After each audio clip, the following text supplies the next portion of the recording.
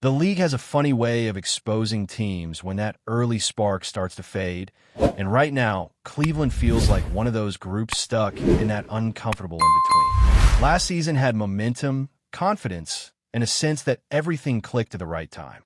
This year, the rhythm just has not been the same. The effort is there, the talent is there, but the joy looks missing, and when that happens, front offices usually start looking in the mirror and asking hard questions.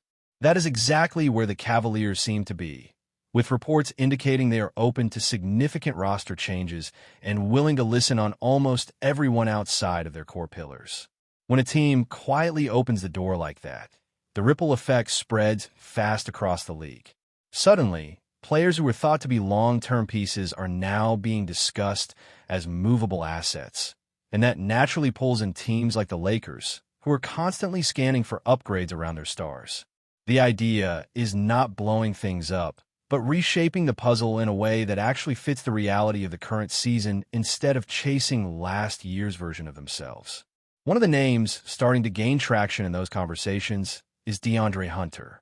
With Cleveland exploring different paths, Hunter becomes a player worth monitoring, especially for teams that need size on the wing, defensive versatility, and someone who can survive without dominating the ball.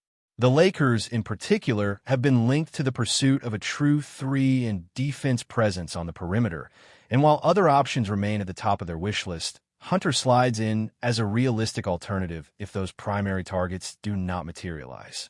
The appeal is easy to understand. The Lakers need someone who can guard multiple positions, space the floor, and not completely disappear when the ball is not in his hands. Hunter fits that mold better than most available wings. He can line up across positions 2 through 4, handle physical matchups, and offer lineup flexibility that this roster has been missing. He is not a specialist locked into one role, and that versatility matters when rotations tighten and matchups become more complex. There's also a layer of familiarity here that makes the conversation interesting. Hunter was originally drafted by the Lakers organization before being moved on draft night, so there's always been a sense that he was a player type they valued. Now, years later, the fit looks cleaner. He is in his late 20s, right in that age range teams prioritize when trying to balance win now urgency with a little bit of long-term stability. He is old enough to understand his role, but not so old that athletic decline becomes an immediate concern. Contractually, the numbers are not insignificant. Hunter is earning over $23 million this season, with a slight increase next year. That kind of salary naturally affects how teams approach negotiations. For Cleveland, it might represent flexibility if they're looking to reset pieces around their stars. For the Lakers, it becomes a question of value. Are you comfortable committing that amount to a player who upgrades the roster, but may not elevate the ceiling dramatically on his own? On the court, Hunter brings a mixed but intriguing profile. Offensively, he can shoot, he can attack closeouts, and he can create his own look when necessary. He is not someone who needs to be spoon-fed every possession, which matters when playing next to ball-dominant stars. There will be nights where he can quietly give you 15 or 20 points without disrupting the offense, and there will be moments where he can step up when defenses load up on the primary options. Defensively, the conversation becomes more nuanced. There are stretches where Hunter looks locked in, active, and disruptive. He uses his length well, moves his feet, and can switch without immediately becoming a liability. Then there are other moments where the intensity dips and the impact fades. He is not the kind of defender who consistently erases his assignment, and anyone expecting him to be a defensive anchor on the wing will probably be disappointed. Still, relative to what the Lakers have been dealing with, he represents a clear step forward in terms of size, athleticism, and overall competence on that end. The numbers paint a similar picture. His defensive rating this season sits in a range that is not elite, but certainly serviceable, especially compared to the struggles Los Angeles has endured. Offensively, the efficiency has fluctuated. His three-point shooting has dipped noticeably this year, hovering around the low 30s in percentage, which raises legitimate concerns. However, his track record suggests that this might be more slump than trend. In previous seasons, he hovered closer to the high 30s and even low 40s from deep on solid volume. Context matters here. Playing alongside high-usage creators changes the quality of shots you get. When defenses are focused on stopping stars, the spacing opens up, and shooters often benefit from cleaner looks. That environment could help Hunter stabilize his percentages and return closer to his career norms. He is not a lights-out sniper, but he has shown enough consistency over time to believe he can be a reliable threat if used correctly. Beyond shooting, his efficiency inside the arc remains strong. He finishes well, converts at a high rate on two-point attempts, and gets to the free throw line where he is dependable. Those are subtle skills that matter in playoff settings, where easy points become harder to find and every possession feels heavier. He also contributes across the box score with rebounds, assists, and the occasional defensive play that shifts momentum. The real debate comes down to cost and expectations. Hunter is not a superstar, and he is not elite at any single thing. What he offers is balance. He fills holes, smooths rotations, and raises the floor of lineups that currently struggle on both ends. The question is whether that improvement is enough to justify the assets it would take to acquire him and the financial commitment that comes with it. For a roster construction standpoint, he makes sense. He fits the age timeline. He complements the skill sets of the stars, and he provides versatility that coaches crave. But there is also the concern of paying a premium for a role player who might ultimately spend large stretches parked in the corner, waiting for kick-out opportunities, much like others before him. If that is the case, the value equation becomes harder to justify. Still, when evaluating the reality of the market and the limited availability of true two-way wings, players like Hunter tend to rise in importance. He may not be the perfect answer, but in a season where perfection is unrealistic, incremental upgrades can still change the trajectory of a team trying to stay relevant in a brutal conference. And with Cleveland signaling openness to change, conversations like this are only just beginning. Digging deeper into DeAndre Hunter's fit, the conversation naturally shifts from what he can do to what he is actually asked to do within a roster built around multiple high-usage stars. That distinction matters. A player's reputation is often shaped by expectations that do not always match their real role. In Hunter's case, his ability to create off the dribble and score in isolation exists, but it is not something that would be featured heavily in Los Angeles. Most nights, his job would be simpler, yet more demanding in its own way. On a team with dominant offensive engines, Hunter would live off movement, spacing, and timing. He would be the guy sliding into open pockets on the perimeter, cutting when defenders overcommit, and punishing mistakes rather than forcing the issue. That role can make players look quieter, but it can also make them far more efficient if they buy in fully. The concern is whether paying significant money for a player in that role aligns with the bigger picture the Lakers are trying to build. This is where comparisons to other wings around the league start to surface. There are players who may not have Hunter's size or scoring versatility, but who bring a more consistent defensive identity.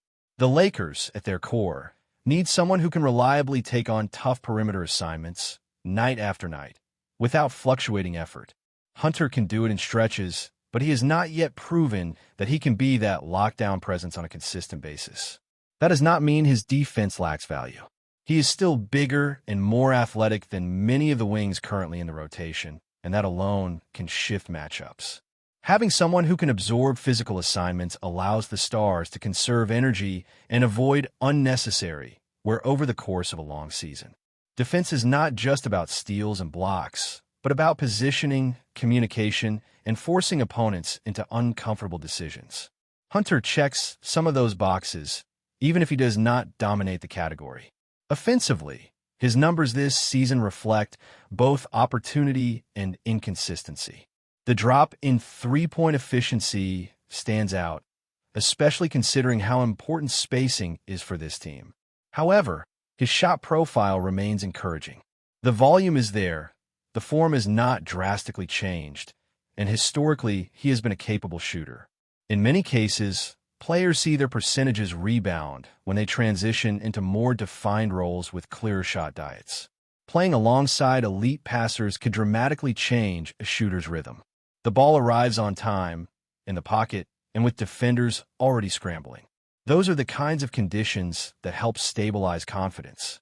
If Hunter can get back to even a respectable high 30s percentage from deep, his offensive value increases significantly.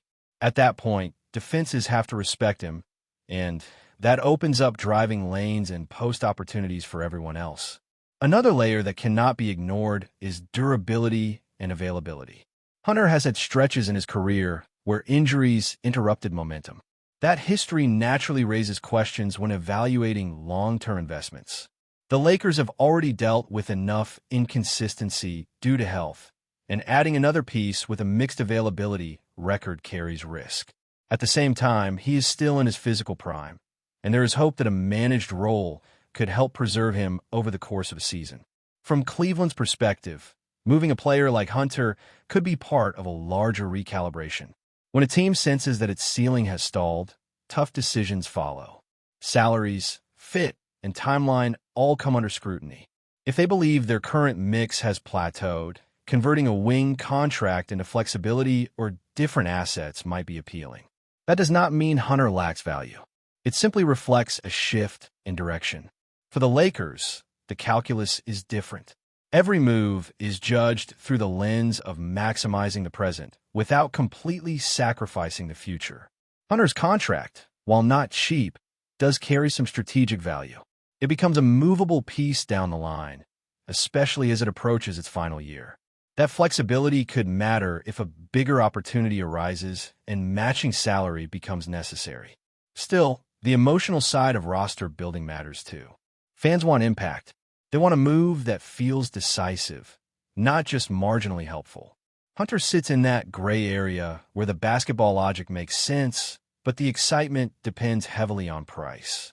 If the cost remains reasonable, the upgrade feels justified. If it escalates into premium assets, the hesitation grows quickly. There is also the reality of how stars influence role players. Some players thrive when the game simplifies. Others struggle to find rhythm when touches decrease.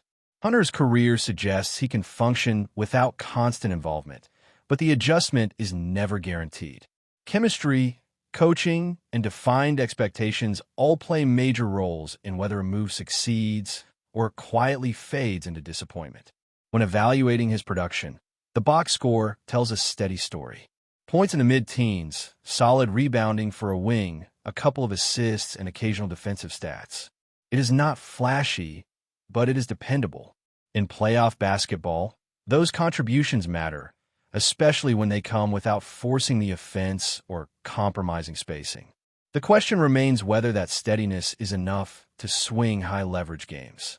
Ultimately, this discussion reflects a broader theme surrounding the Lakers. They're searching for balance more than brilliance. They need pieces that make life easier for their stars, not harder. Hunter fits that philosophy in theory. He does not demand the ball, he understands spacing, and he can survive defensively across multiple matchups. Whether that translates into meaningful wins depends on execution and context. As trade season approaches, names will continue to surface and speculation will intensify. Hunter represents one of those options that sits right in the middle of the spectrum. Not a home run, not a misfit, but a calculated bet on versatility, age, and functional skill. If the price aligns with the role, the move becomes defensible. If not, patience may be the smarter play as the front office weighs whether incremental improvement is enough in a conference that shows no mercy. Before we continue, we ask that you leave a like and subscribe to the channel so you won't miss any exclusive Lakers updates. Moving on, in a stunning development that could reshape the NBA landscape, whispers around the league suggest that Kevin Durant may be heading to the Los Angeles Lakers. While nothing has been officially confirmed, sources close to the situation hint that the superstar forward has given a tentative yes to joining LeBron James and Anthony Davis in Hollywood, sparking wild speculation about the Lakers' championship aspirations. Durant, known for his scoring prowess and versatility, would instantly become the centerpiece of a team already loaded with talent, potentially creating one of the most formidable lineups the league has seen in years. The mere idea of Durant in the purple and gold has sent fans into a frenzy, igniting debates across social media, sports talk shows, and locker rooms alike. Lakers supporters are envisioning a new era where the team could dominate both the Western Conference and the playoffs with a star trio capable of redefining modern basketball. Critics, however, are quick to point out the challenges of integrating another superstar, noting potential chemistry issues, salary cap complications, and the pressure of fitting Durant into an already established system. Despite the uncertainty, the rumor has the hallmarks of credibility. Durant has previously expressed interest in joining forces with championship-contending teams, and Los Angeles remains a magnet for elite talent. Conversations between Durant's camp and Lakers management are said to have been constructive, fueling speculation that a deal might not be far off. Insiders also suggest that Durant's potential move could trigger a domino effect across the league, with other teams reevaluating their rosters in anticipation of a seismic shift in power dynamics. While fans eagerly await official confirmation, the buzz itself has already changed the narrative around the Lakers. The prospect of Durant in Los Angeles has reignited the championship conversation and given the league a storyline that promises drama, intrigue, and high stakes. Whether this is a calculated move by Durant, a strategic play by the Lakers, or simply a rumor designed to stir the pot, one thing is clear. The NBA offseason just became far more electrifying, and the idea of Kevin Durant donning a Lakers jersey has captured the imagination of basketball fans worldwide. Stay informed exclusively about Los Angeles Lakers news. Subscribe to our channel and hit the like button to keep receiving daily updates. Also, share your opinion on the news in the comments, as your contribution is crucial for the Lakers. Stay tuned for the next video.